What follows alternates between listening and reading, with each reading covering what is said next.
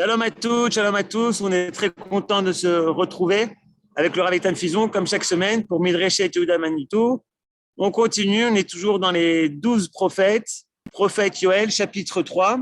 Et ce soir, tout particulièrement, ce cours est dédié par Evelyne à la mémoire de sa mère, Madeleine Rachel Bat Sarah. Bechavod, Eitan, on est avec toi pour chapitre 3. Tu peux rallumer ton micro, c'est parti. Yofi, parfait, très bien, hop, donc on est bon. Tac. Ok. Alors les amis, Erev Tov, les Koulam, Erev Tov, on revient dans notre étude donc des Nevi'im Acharonim, les fameux petits prophètes, petits mais costauds. Et là, nous arrivons donc dans la deuxième partie du livre de Yoël. Alors, effectivement, on a dit chapitre 3, mais en vérité, on va reprendre la toute fin du chapitre 2. Pourquoi ? Bien parce que, simplement, je voudrais qu'on se rappelle bien pour remettre le contexte, car le chapitre 3 fait directement la suite, contextuellement parlant, du deuxième chapitre, de la fin du deuxième chapitre. On se rappelle, je redonne comme ça vite fait, Sefer Yoël, c'est que 4 chapitres, c'est pas énorme, mais il y a deux grands sujets qui en sont 3. Yoël va nous parler d'abord dans le premier chapitre et demi, c'est-à-dire le premier chapitre et la moitié du deuxième, de Makat Arbe, d'une invasion de sauterelles terrible. On a expliqué ce que ça voulait dire la semaine dernière. Et pour terminer ce deuxième chapitre, eh bien, Yoël nous dit Aval Tiraga, calme-toi, finalement Akadosh Baruch Hu est avec toi quoi qu'il arrive. Et c'est pour ça que les derniers versets du chapitre parlent du contact entre Akadosh Baruch Hu et le peuple juif.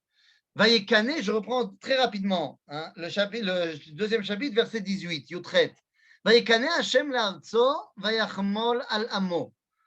C'est-à-dire que Kadosh Baruch Hu a envie de rattacher le peuple d'Israël à sa terre, et c'est une chemla. Il a donné donc la mechila par rapport aux avérotes qu'ait pu faire le peuple juif. Vayan Hashem, vayomer le'amo, ineni sholeach lachem et hadagan ve'atirosh ve'itzar, usvatem oto ve'lo eten etrem od cherpa bagoyim. Et là, il faut qu'on comprenne de quoi on parle. Qu'est-ce que Dieu nous promet de nous redonner par l'intermédiaire de Yoël Hanavi ? L'abondance. L'abondance. L'abondance matérielle. C'est de cela qu'on parle. Alors, évidemment que quand on le replace dans le contexte, juste après l'invasion et l'attaque des sauterelles, qui ont très certainement mangé tout ce qu'il y avait à manger, on comprend qu'à Kadosh Baruch Hu, ils promettent l'abondance. Mais ça va bien au-delà de simplement le contexte des sauterelles. Il semblerait que pour atteindre la névoie de Acharit Hayamim qu'on va voir dans le chapitre 3, eh bien, on doit passer d'abord par un retour à l'abondance. Et on nous dit ici, Velo eten etrem od cherpa bagoyim. Et je ne vous donnerai plus, je ne vous mettrai plus en mode cherpa, c'est-à-dire honte, au niveau des goïm. Il semblerait donc que si Akadosh Baruch Hu nous dit, je vous donne l'abondance, et comme ça, vous n'aurez plus honte par rapport aux goïm, eh bien, ça veut dire que quelle est la grande honte du peuple juif ? C'est lorsqu'il est misken. Lorsque Am Israël, il est misken, eh bien, non seulement il a honte envers les goïm, mais en plus de ça, comment tu veux qu'on l'écoute ? ותצפוני ארחיק מעליכם והדרתיו אל ארץ צייה ושממה את פניו אל הים והקדמוני וסופו אל הים האחרון ועלה באשו וטל צנחתו כי הגדיל לעשות. Et donc on nous dit אל תראי אדמה גילי ושמחי כי הגדיל השם לעשות. On avait expliqué הגדיל השם לעשות עם אלה, le retour, Shivat Zion, tout ça c'est ce qu'on avait dit la semaine dernière. Donc, je saute directement. Hop là. Attends, voir. Hop là, voilà. Je saute directement au verset Kaf Gimel. ובני ציון גילו ושמחו בהשם אלוהיכם, כי נתן לכם את המורה לצדקה, ויורה לכם גשם ומורה ומלקוש בראשון. Donc, encore une fois, Akadosh Baruch Hu nous parle de cette abondance qu'il va nous donner. Ve'achaltem, dans le verset Kavav, je saute parce qu'on a déjà vu la semaine dernière. Ve'achaltem achol ve'savoa ve'illaltem et shem Hashem Elohechem asher asa imachem le'afli ve'lo yevoshu ami le'olam. Cette abondance nous permettra de ne plus avoir honte. Vidatem ki bekerev Israël ami, ani slicha, ve'ani Hashem Elohechem ve'in od ve'lo yevoshu ami le'olam. Voilà, on s'était arrêté là, on a fait notre petit récapitulatif. Pourquoi?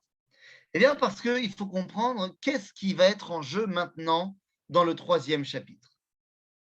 Dans le 3e chapitre, on va le voir tout de suite, va être en jeu le retour de la prophétie. Alors, quand je parle de retour de la prophétie, ça paraît un petit peu contradictoire. On est en train de parler de Yoël Hanavi. Donc, Yoël, il est prophète. Nachon. Mais là, dans le 3e chapitre, Yoël va nous parler de Acharit Hayamim. Et entre son époque et la réalisation du 3e chapitre, il y a toute une période de 2000, presque 300 ans, où il n'y aura plus de prophétie. Et donc ici, Yoël nous parle du retour de la prophétie. Et là, il faut se poser la question, les amis. Qu'est-ce qu'on a besoin pour être prophète? Quelles sont les caractéristiques que l'homme a besoin s'il veut devenir prophète? Eh bien, nous dit le Talmud, Ein hanevoa shora, ela al chacham gibor ve'ashir. Pour être prophète, il faut être chacham, gibor et ashir, sage, puissant et riche. Mais je ne rentre pas dans tous les détails de qu'est-ce que c'est kol echad ve'echad. Ça, c'est vrai au niveau individuel. Le prophète ne peut pas ne peut pas être en rouge à la banque. C'est pas possible. Sinon, il n'est pas prophète. Un prophète ne peut pas être quelqu'un qui est fébrile et que s'il y a un coup de vent, il s'envole. C'est pas possible. Et le prophète ne peut pas être quelqu'un qui ne sait pas résoudre une équation à deux inconnus. Mais ça, c'est au niveau individuel. Qu'en est-il de Klal Israël? Qu'en est-il d'une réalité où la prophétie est l'apanage du peuple juif tout entier? Car c'est bel et bien de cela dont on parle. Il va savoir ici, regardez bien le texte, parler d'une prophétie pour tout le monde. Chapitre 3, verset Aleph. Ve'aya charechen eshpoch et ruchi al kol basar. Ce ne sera plus une personne qui sera prophète, c'est tout le monde. Ah bon? Donc ça veut dire que ça devient Am Israël qui doit être Chacham, Gibor, Ve'ashir. Am Israël en tant qu'entité complète, nationale.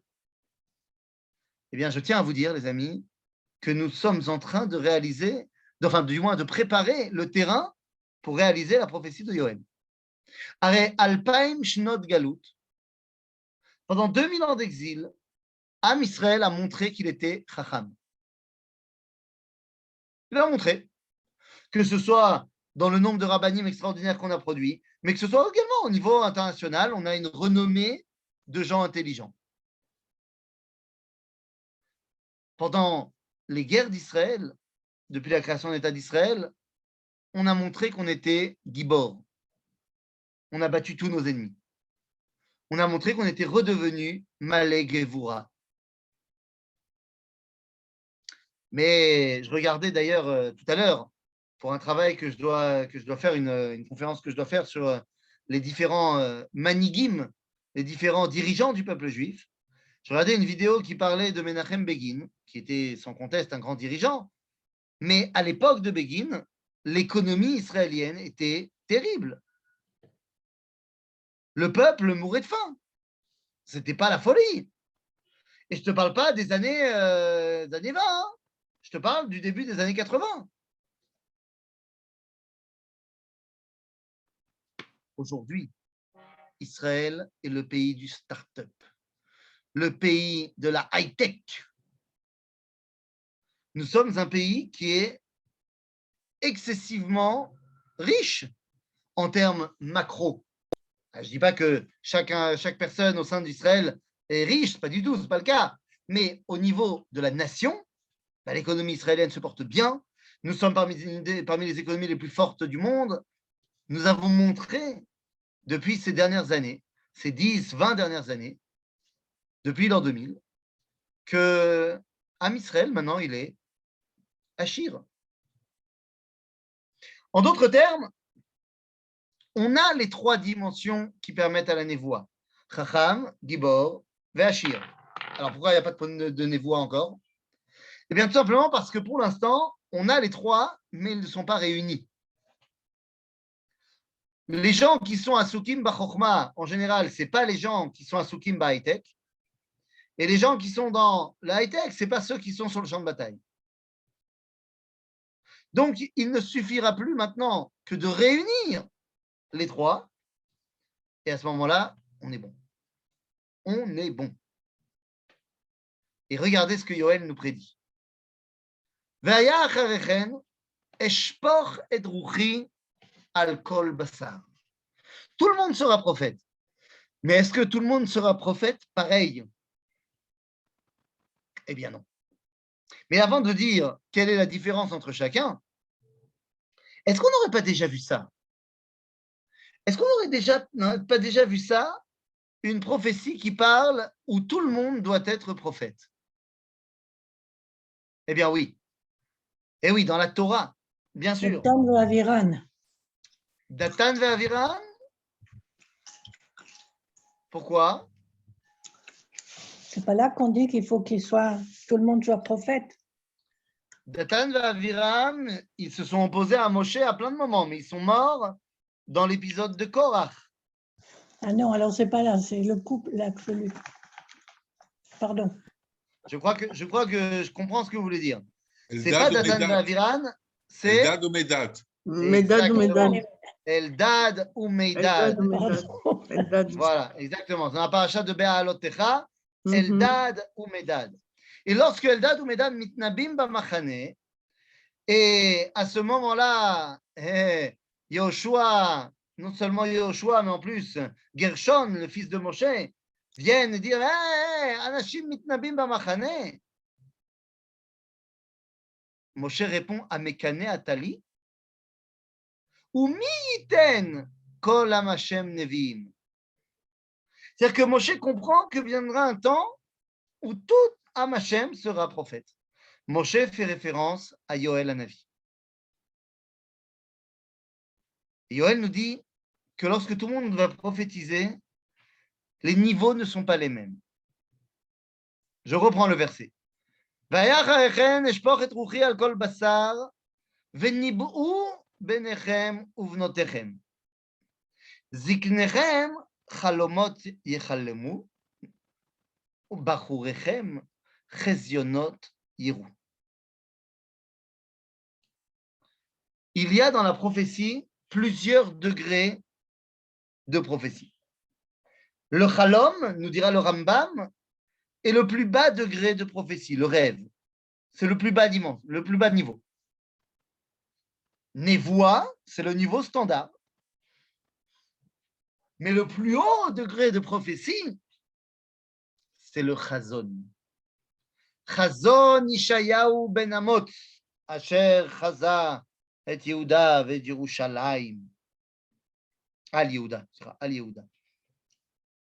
Chazon, c'est donc la Madriga Ediona. Et si on regarde le verset, eh bien, on se rend compte que Zekenim, eux, ils auront la Madriga de Chalom.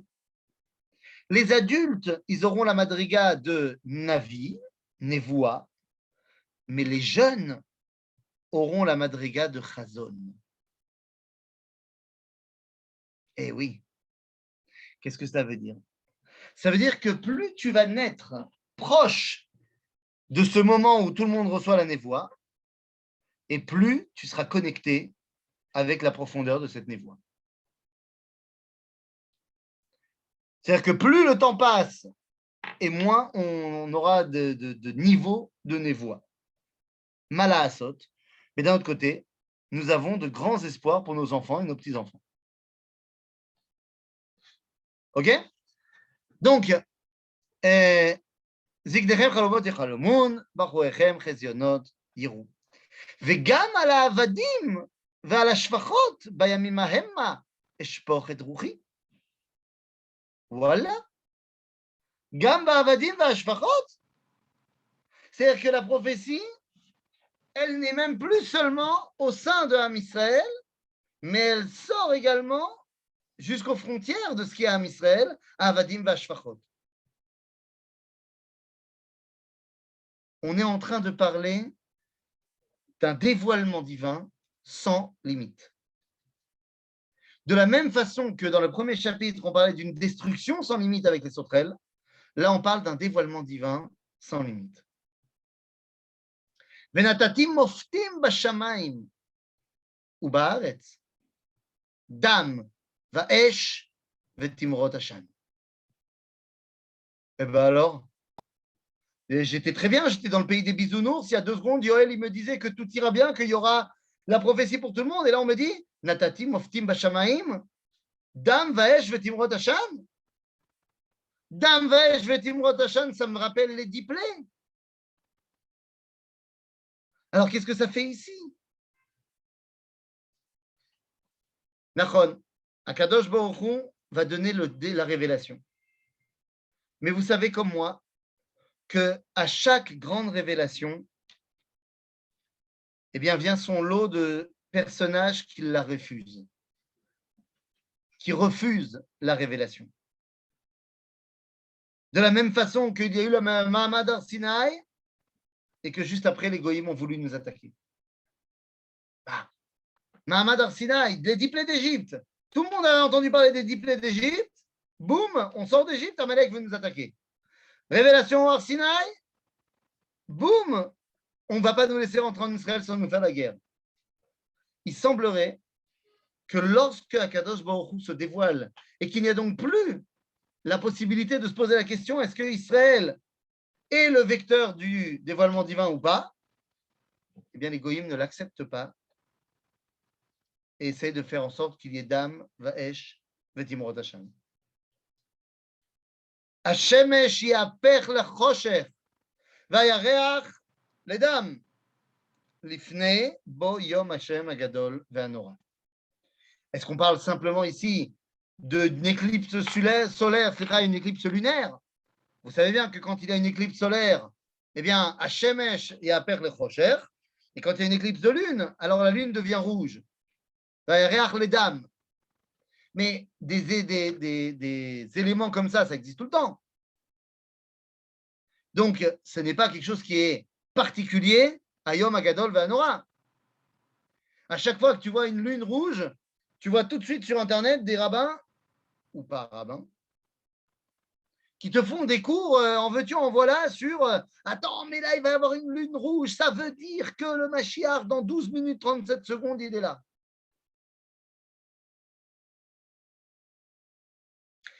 Moi, je me rappelle très bien de cette scène fantastique dans Tintin, au pays du soleil. Lorsque Tintin et le capitaine Haddock ont été capturés par les fils du soleil et qu'ils ont préparé un bûcher pour les brûler parce qu'ils ont profané le temple solaire. Mais ils ont le droit de décider du jour de leur mort. Sympa. Et à ce moment-là, dans la cellule où ils sont retenus, le capitaine Haddock sort de sa poche un morceau de journal qu'il avait pris avec lui le matin à l'hôtel où ils étaient le matin, et il le jette dans un coin de la cellule. Tintin le ramasse et voit que le journal prévoit une éclipse solaire pour demain midi. Et donc Tintin dira au chef du soleil, on veut mourir demain à midi. Et donc, ils se font amener sur le bûcher.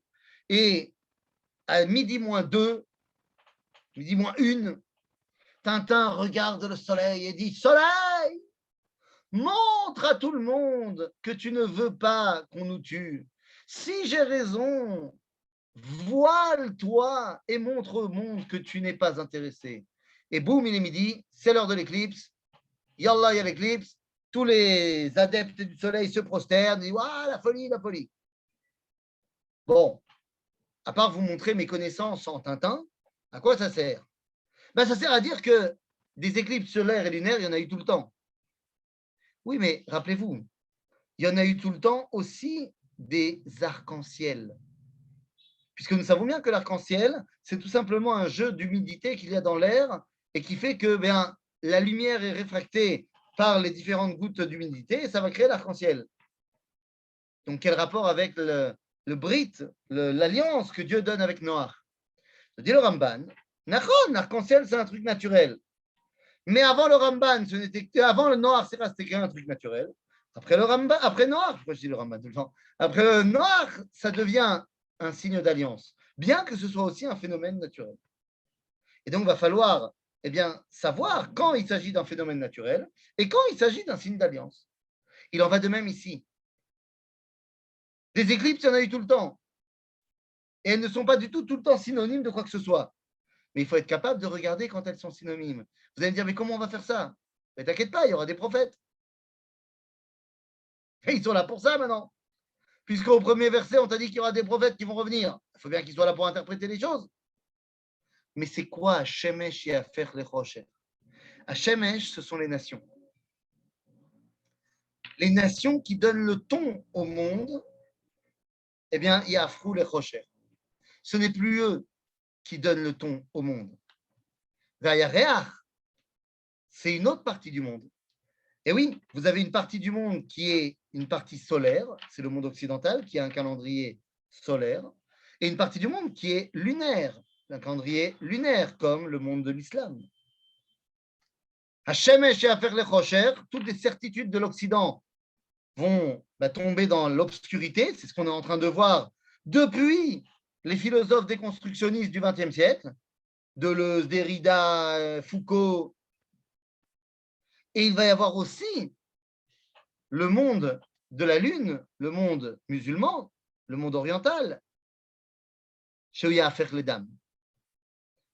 En d'autres termes, une guerre interne qui risquerait de les faire énormément souffrir. Est-ce qu'on peut voir poindre le bout du conflit entre chiites et sunnites ici? Peut-être. Et tout ça, ça se passe l'ifne bo yom Hashem agadol ve'anora. Ve'aya kol asher yikra b'shem Hashem yimalet. Ki behar Tzion u'birushalayim tiye peleta. Ka'asher amar Hashem u'basridim asher Hashem kore. Qu'est-ce qui se passe ici? Ve'aya kol asher yikra b'shem Hashem. Quoi, c'est un truc magique? Tu dis une formule magique et tu es sauvé de cette période-là? Pas du tout. Im ata koreh b'shem Hashem et que tu vas à Har Tzion, en fait, tu admets que celui qui peut t'amener la sécurité, la bonne réponse, c'est Am Israël qui est Behar Hashem, Behar Tzion. En d'autres termes, il ne s'agit pas ici de parler de mystique. Il s'agit de dire que si le monde occidental s'effondre au niveau de ses idées, que le monde musulman également, où est-ce que tu vas aller chercher une vérité? Behar Tzion. Lorsque le Melech Khazar, dans le Kuzari, a été déçu de chrétiens, déçu du musulman et déçu du philosophe, bien qu'au départ, il ne voulait pas aller voir le juif parce qu'ils étaient miskénim, à la fin, il décide, bon, je n'ai pas le choix, je vais quand même aller le voir. Et c'est ce qui va donner tout le livre du Kuzari. והיה כל אשר יקרא בשם השם יימלט. כי בהר ציון ובירושלים תהיה פלטה, כאשר אמר השם ובשרידים אשר השם קורא. Donc a priori, le 4e chapitre devrait simplement nous dire, c'est bon, tout ira bien. Tout le monde va finalement reconnaître la grandeur d'Akadosh Baruch Hu, ve'yalla. Eh oui. Mais comme tu sais, il est beaucoup plus facile d'accepter une nouvelle idée plutôt que de remettre en question les anciennes.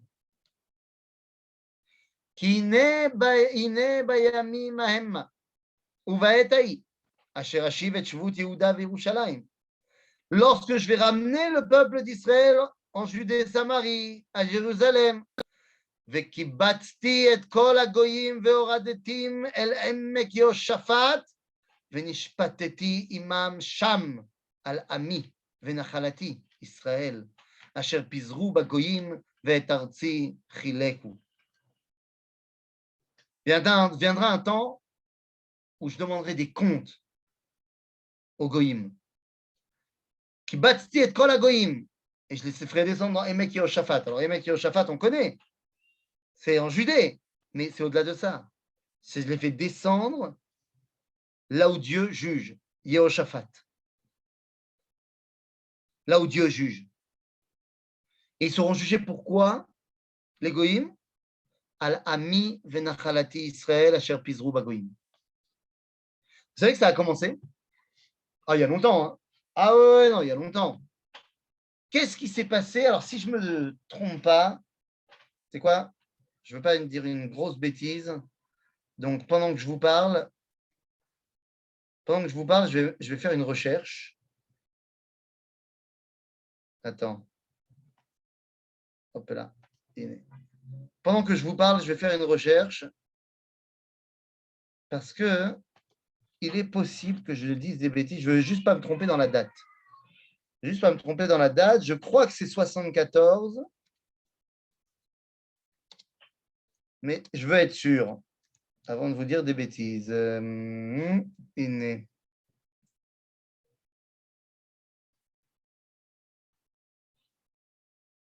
Voilà. Alors, attention. Hop, hop, Yofi. Alors, je vérifie. 72. Ah non, 79. 79. Voilà, je parlais. Alors, vous saviez pas de quoi je parlais. Pardon? Attendez voir. Attendez, j'arrête de partager. La destruction de Jérusalem. Non, ça, je sais bien. La destruction de Jérusalem, ça, je n'avais pas besoin de vérifier. Vous êtes gentil. Non, mais c'est juste après.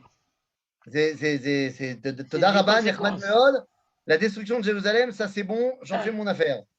Mais justement, ce qui m'intéressait, ce n'était pas la destruction de Jérusalem, qui est en l'an 70, et la chute de Masada en 73-74. Ça, je vous remercie, tout va bien. Mais ce qui m'intéressait, voilà, je vous remets le partage. Pardon? Quelqu'un voulait dire un truc? Non. Pays. Ce qui m'intéressait, c'était la destruction de Pompéi en 79. Ah, j'étais plus sûr de l'année, je pensais 74, mais non, 79. En l'an 79, donc quelques années seulement après la destruction de Jérusalem, oui, il y a eu la destruction de Pompéi, la destruction du Vésuve et la destruction de Pompéi.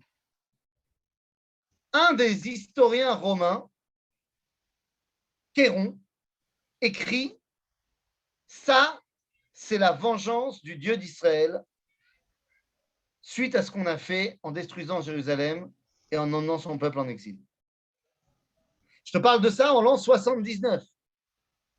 Donc, de dire qu'Akadosh Baruch Hu va juger les Goïms pour ce qu'ils nous ont fait, ce qu'ils nous ont emmenés en exil et qu'ils ont donné la terre d'Israël à d'autres, eh bien, on voit que ça a déjà commencé. Vel ami yadou goral veitenu ayeled bezona ve'yalda machru bayain veishtu. Voilà ce qu'ils ont fait au peuple juif. וגם מה אתם לי, צור וצידון, וכל גלילות פלשת, הגמול אתם משלמים עליי, ואם גומלים אתם עליי, קל מהרה אשיב גמולכם בראשכם. Et vous, tous ces peuples de Tzor Vetzidon, c'est qui Tzor Vetzidon? Les Knaanim. Gelilot Pelachet. Vous savez pourquoi la région s'est appelée la Palestine? Parce que l'empereur romain Adrien, voulant changer le nom de la Judée pour embêter les Juifs, il l'a appelé Eretz Pelishtim, au nom des Plishtim, ennemis du peuple juif. Le problème, c'est que le son che en grec n'existe pas. Donc, Plishtim est devenu Palestine. Et donc, on vient te dire ici, Gelilot Pelachet, je vais vous faire rendre des comptes de tout ce que vous avez fait au peuple juif. Asher kaspi uzeavi lekartem, umachammadai atovim evetem leechel lechem.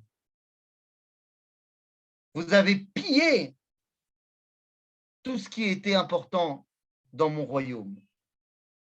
On parle, évidemment, ça résonne dans notre tête, l'arc de triomphe de Titus, avec la menorah qui a été emmenée comme trophée de guerre.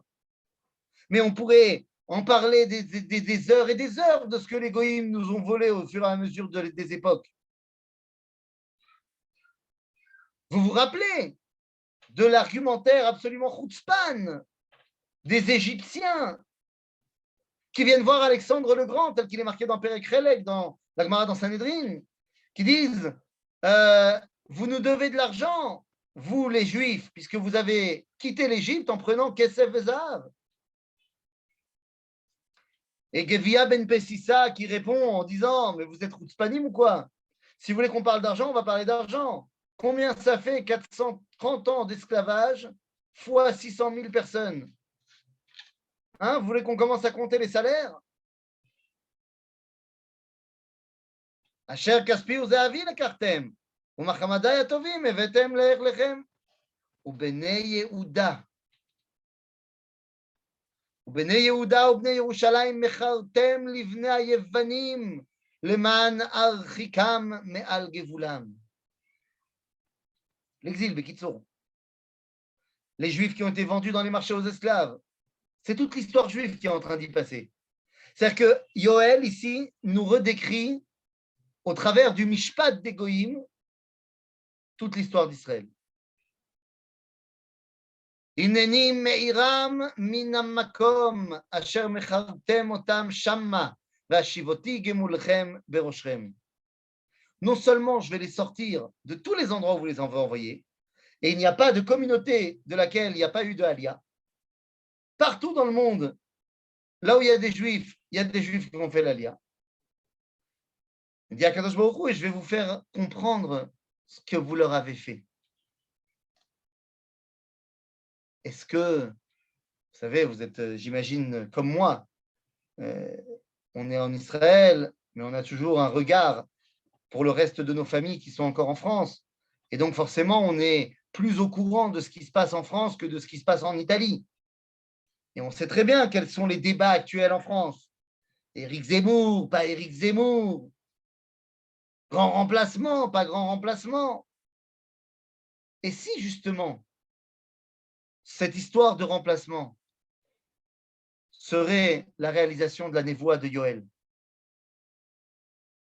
qui dit « Je vais vous faire ressentir ce que vous avez fait ressentir au Ham Israël en les emmenant en exil de chez eux. » Il y a eu deux formes d'exil. Il y a eu l'exil des Grecs qui sont venus en Israël changer la culture d'Israël en culture grecque, comme s'il y avait des gens qui pouvaient venir chez les autochtones et changer de l'intérieur une culture, ou alors ceux qui nous ont emmenés en exil et qui nous ont forcés à prendre leur culture.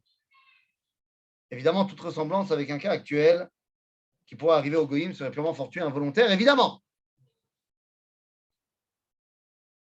ומכרתי את בניכם ואת בנותיכם ביד בני יהודה ומכרום לשבעים אל גוי רחוק כי השם דיבר. Là, le prophète nous dit qu'on va faire de la traite d'esclaves, qu'on va acheter des esclaves non juifs et qu'on va les revendre loin. Eh bien, je vous rassure, on ne va pas réaliser cette prophétie. Pourquoi on ne va pas réaliser cette prophétie? Parce que Baruch Hashem, toutes les prophéties négatives ne sont pas obligées de se réaliser. Et l'esclavage étant négatif, Baruch Hashem, Am Israël et le monde entier s'est éveillé à la conscience que l'esclavage, c'est pas bien. Et donc, je ne vois pas pourquoi on devrait réaliser cette prophétie-là. Baruch Hashem, on n'a plus d'esclaves. Par contre, attention, Kir'uzot bagoyim, Kaddeshu milchama. העירו הגיבורים, ייגשו, יעלו כל אנשי המלחמה. Aquí, le prophète Yoël parle, il parle à Israël. Soyez prêts à rendre coup pour coup. Vous ne devez pas que compter sur moi. Vous devez être prêts également. Et là, on te dit quoi?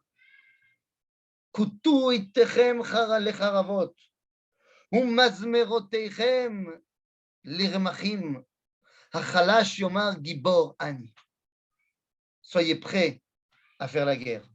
Ça fait tellement contraste avec les paroles qu'on a l'habitude d'entendre de Yeshayahu ou Navi, qui dit Lo yisa goyel goy cherev, velo yimedu od milchama.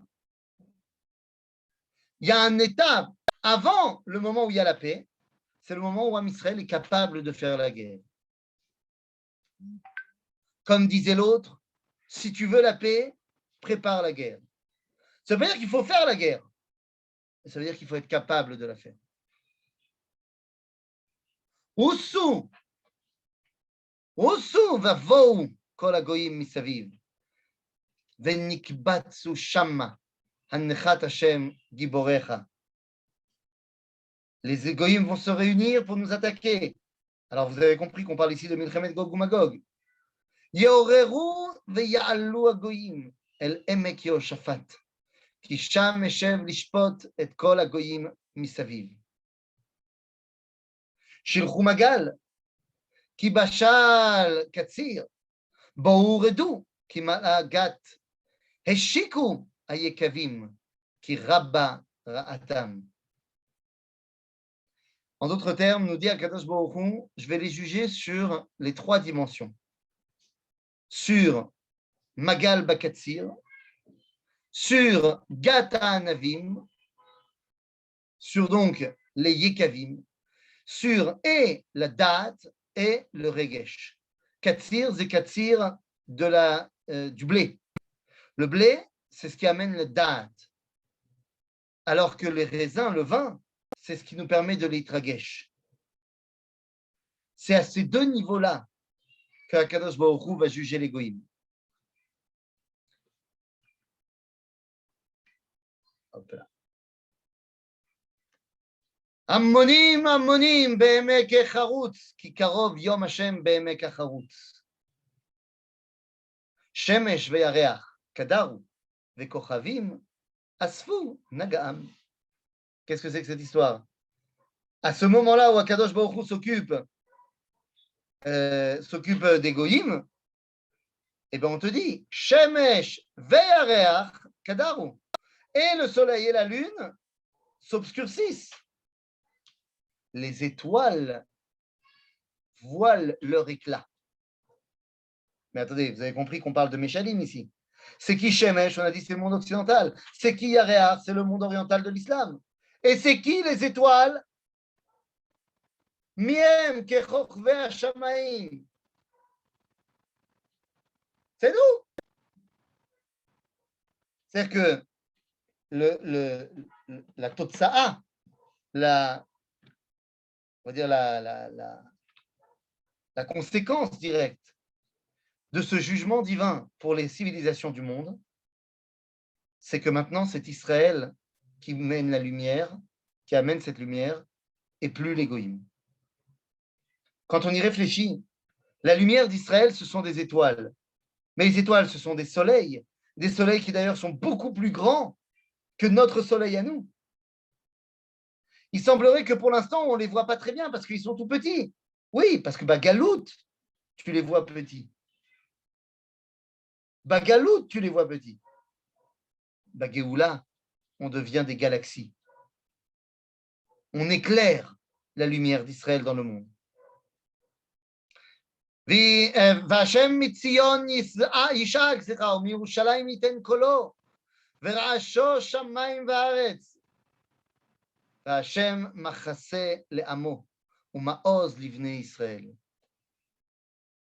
C'est de Jérusalem qu'on va entendre l'appel divin.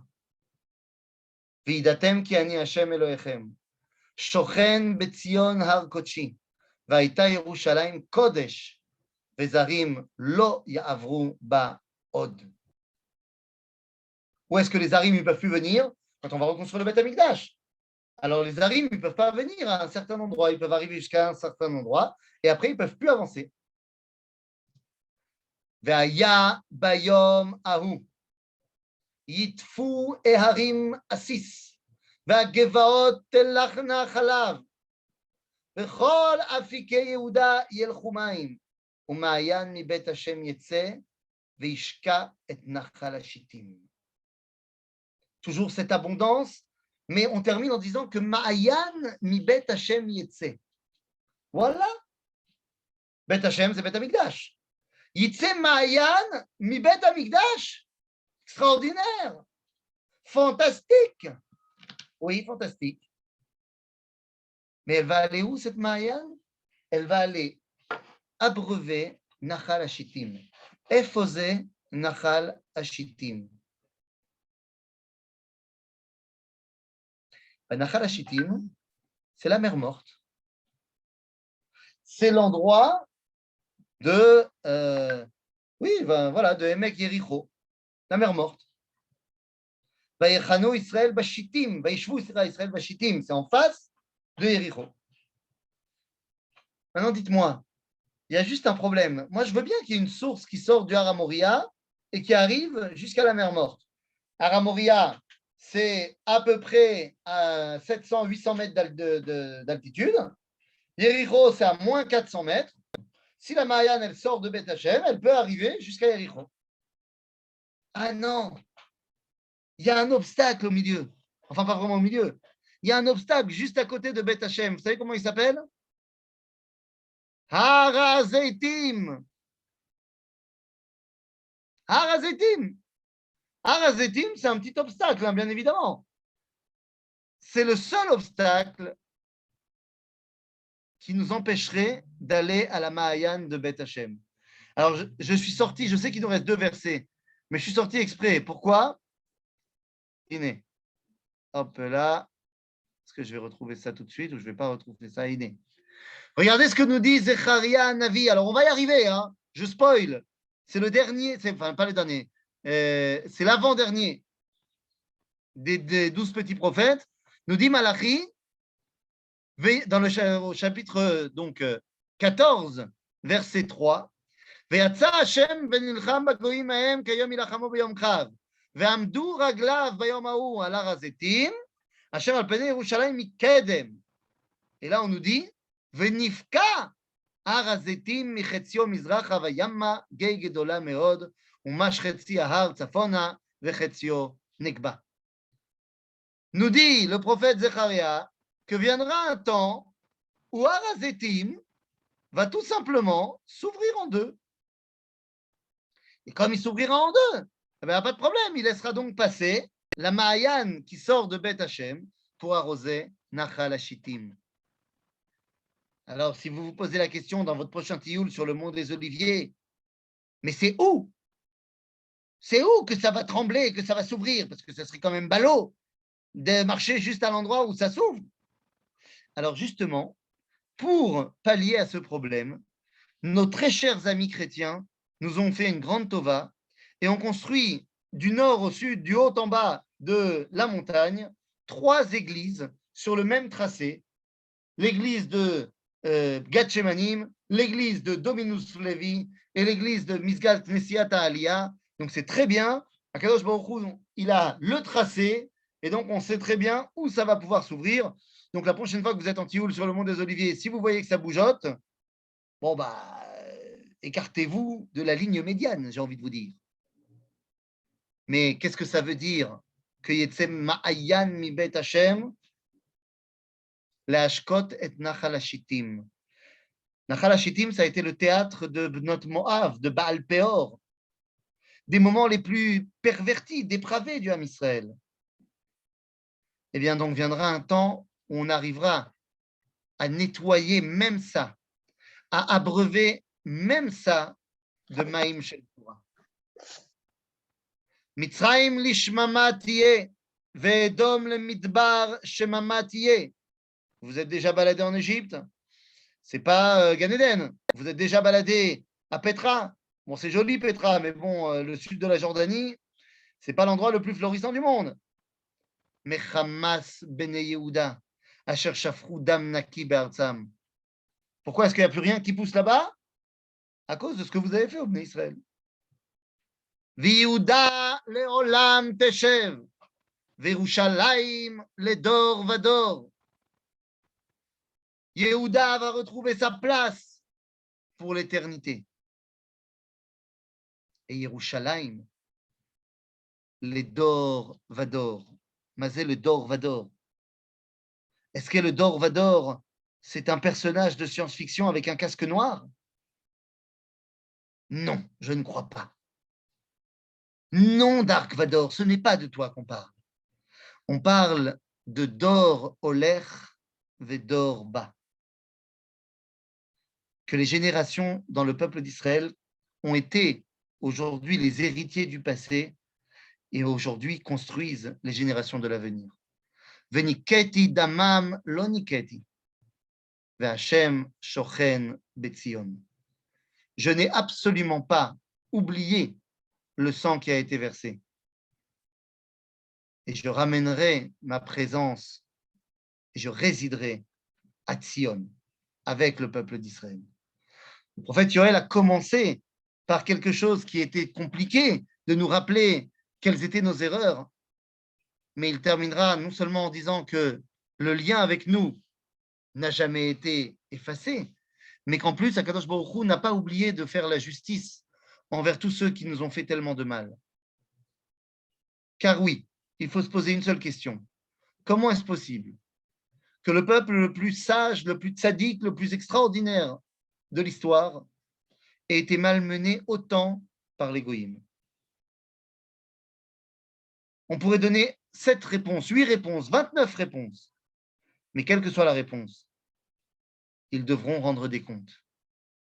Rendre des comptes pour avoir non seulement fait du mal au peuple juif, mais avoir ainsi donc entravé le dévoilement divin qui aurait très certainement pu arriver bien avant.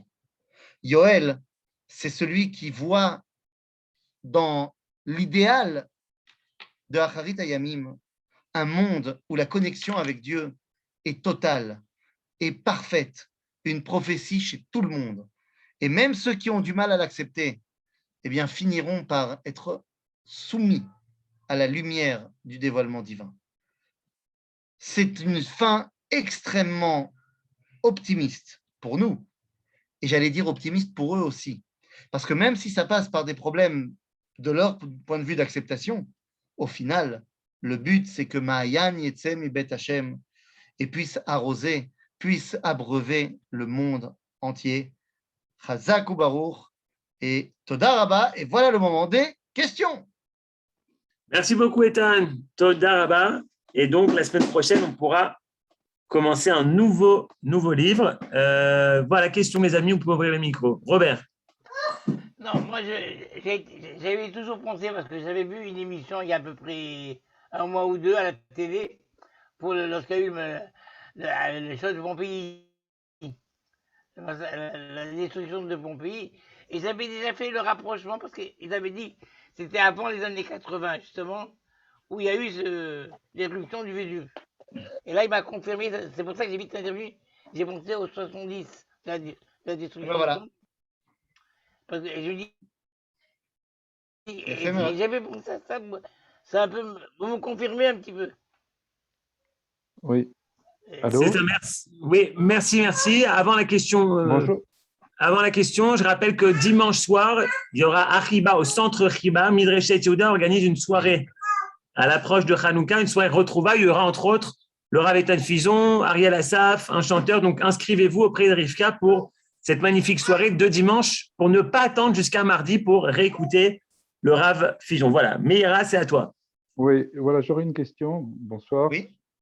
Yehoshaphat, donc on voit bien la racine du mot, Shaphat, donc juger, et Yehu, c'est Hachem qui juge. Mais dans Yehu, il y a Yud, He, Vav, et il n'y a pas le He suivant. Est-ce que vous avez une explication? Alors, en l'occurrence, oui. En l'occurrence, oui. Mais là, ça nous fait rentrer déjà dans plusieurs dimensions au niveau de la Kabbalah. C'est-à-dire que le He, le dernier He du tétragramme, représente, d'après la Kabbalah, eh bien, la shefa, si vous voulez, qui arrive dans ce monde. Donc, c'est-à-dire que lorsqu'on parle simplement de Yud, He et Vav, c'est que celui qui juge, c'est le transcendant qui va au-delà de ce monde. Donc, justement, on parle d'un jugement par la transcendance et non pas par le dévoilement divin au sein du monde. C'est pour ça qu'il n'y a que Yud et Vav. D'accord, merci. Merci beaucoup, Toda Rabba Eitan. Oh, il y a Annette. Ah, vas-y. On pourrait continuer avec l'image de la Mahayan qui vient de Jérusalem. C'est la Torah, en fait. Bien sûr. Alors, bien à ce sûr. moment-là, quand les goyim vont accepter la Torah, c'est ce qu'ils font maintenant. Tout à fait. C'est là le tout à plus fait. important. C'est pas les comment bouleversements géographiques. Bien C'est sûr, bien accepter la morale de la Torah. Bien sûr, vous avez raison, 100%. Sophie, vous voulez dire un mot? Non, j'ai pas l'impression. Top. Kol Tov. Chazak Merci Bo. beaucoup.